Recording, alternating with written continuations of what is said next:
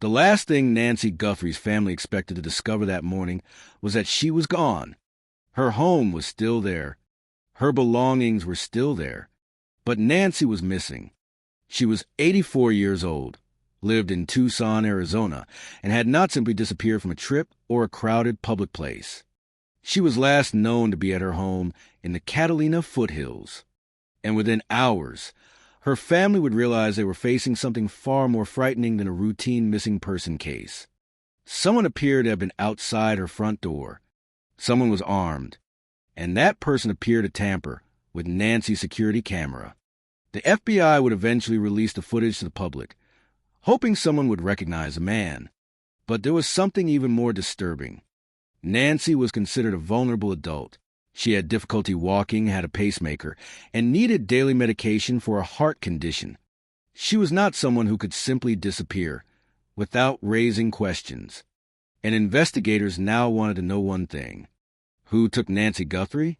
Nancy was last seen at her residence in the Catalina foothills neighborhood of Tucson on the evening of January 31st, 2026. The following day, February 1st, her family reported her missing. At first, investigators had to consider every possibility. Could she have left voluntarily? Could there have been an accident?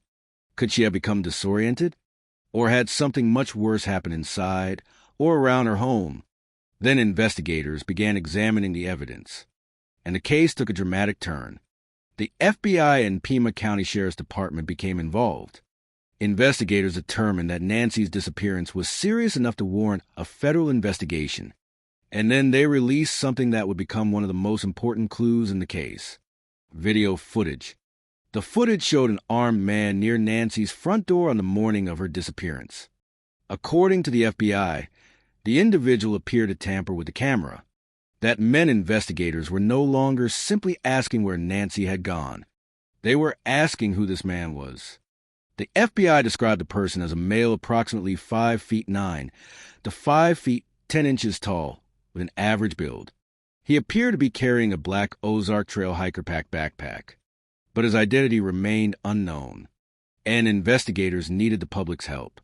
The FBI initially offered a $50,000 reward for information leading to Nancy's recovery and the arrest and conviction of anyone involved. Eventually, the reward increased to as much as $100,000. The message from investigators was clear. Someone out there knew something, and they wanted that person to talk. But the case was about to become even more complicated, because Nancy Guthrie was not just another missing person. She was a mother of Savannah Guthrie, the nationally recognized television journalist and Today co-anchor. As news of Nancy's disappearance spread, national attention followed.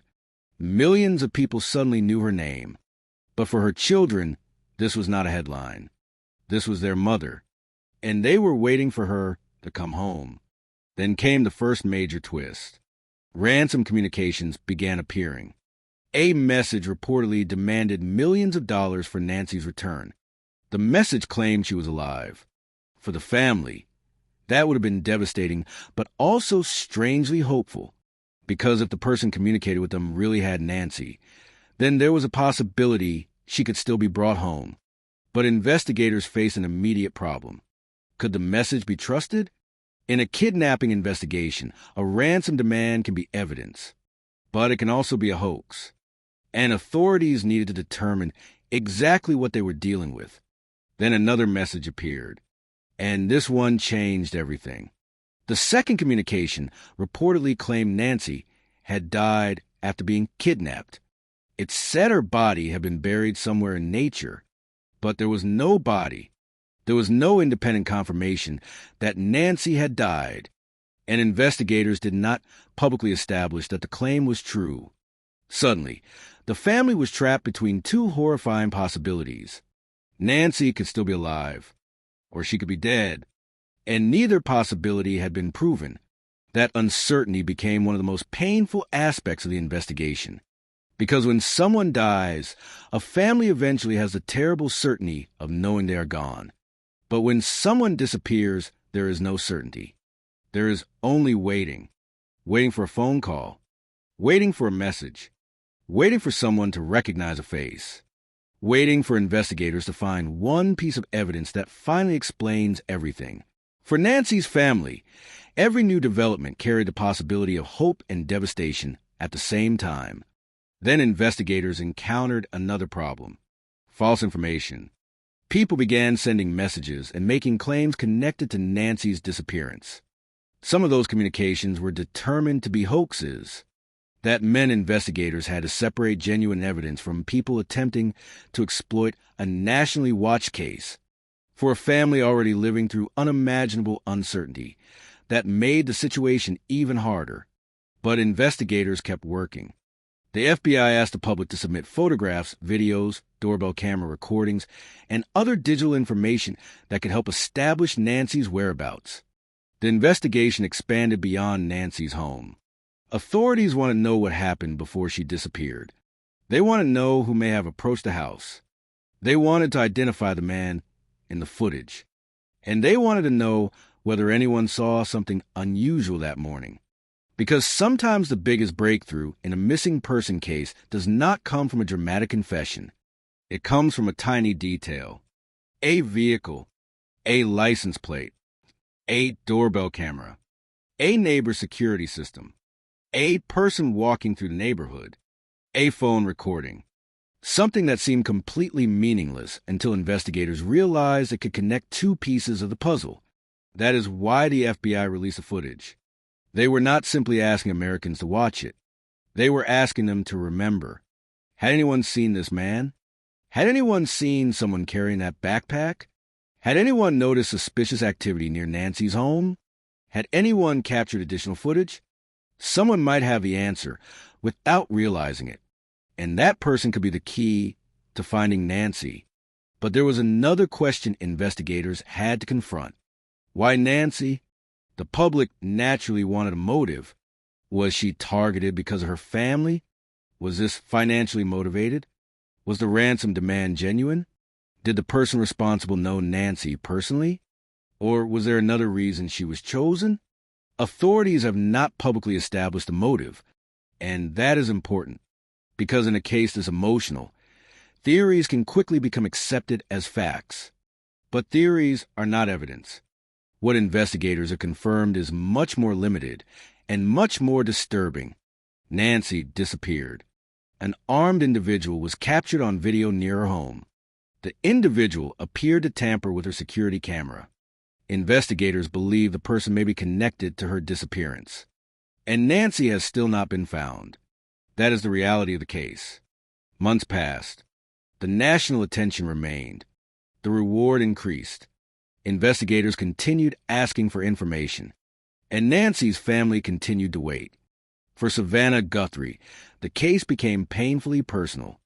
The woman millions of Americans knew from television was suddenly asking those same Americans for help.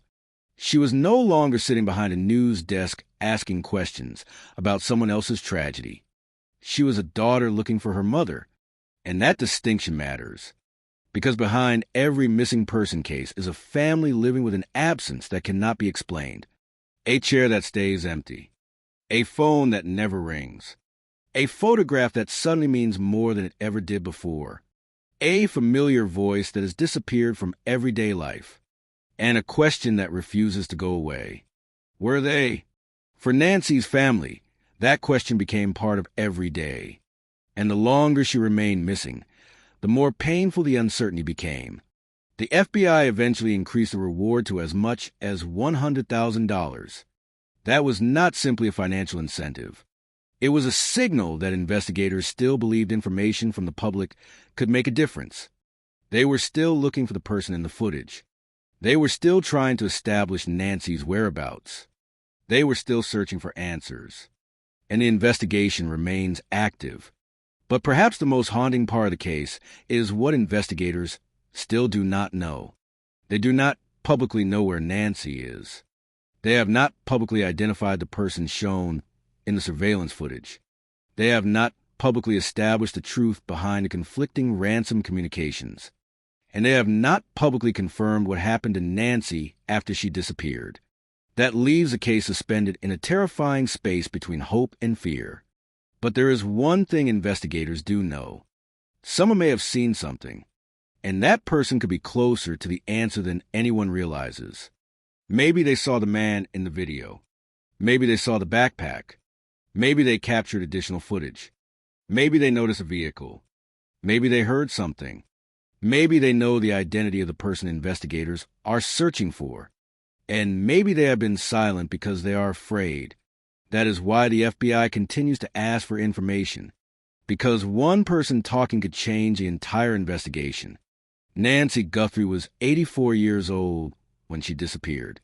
She had difficulty walking. She had a pacemaker. She needed daily medication. And according to federal investigators, she was last seen at her Tucson home on January 31st, 2026. The next day, her family reported her missing. Then came the surveillance footage. An armed individual. A camera being tampered with. A mystery. Then came the ransom communications. One claimed Nancy was alive. Another claimed she had died. But neither provided the definitive answer investigators needed. False communications added another layer of confusion. And months later, Nancy remained missing. No matter how famous her daughter is, no matter how much attention the case receives, none of that changes the most important fact. A family is still waiting for their mother. They do not want another theory. They do not want another rumor. They do not want another anonymous message. They want her found. If she is not, they want to know where she is. They want to know who took her. They want to know why. And they want the person responsible to face justice. Until those answers come, Nancy Guthrie's disappearance remains an open mystery. A mother disappeared from her home. An armed stranger appeared on camera. A security system was tampered with. Ransom communications created hope, then fear. The FBI joined the search. The reward grew, and still, Nancy has not been found. Somewhere, there may be a person who knows exactly what happened. Someone who has remained silent. Someone who may have seen the crucial moment. Someone who may know the identity of the man in that footage. And until that person comes forward, one question will continue to haunt Nancy's family. Where is Nancy Guthrie? Because this story is not over. Not until Nancy is found. Not until her family has answers. And not until the person responsible is brought into the light. Subscribe for subsequent update.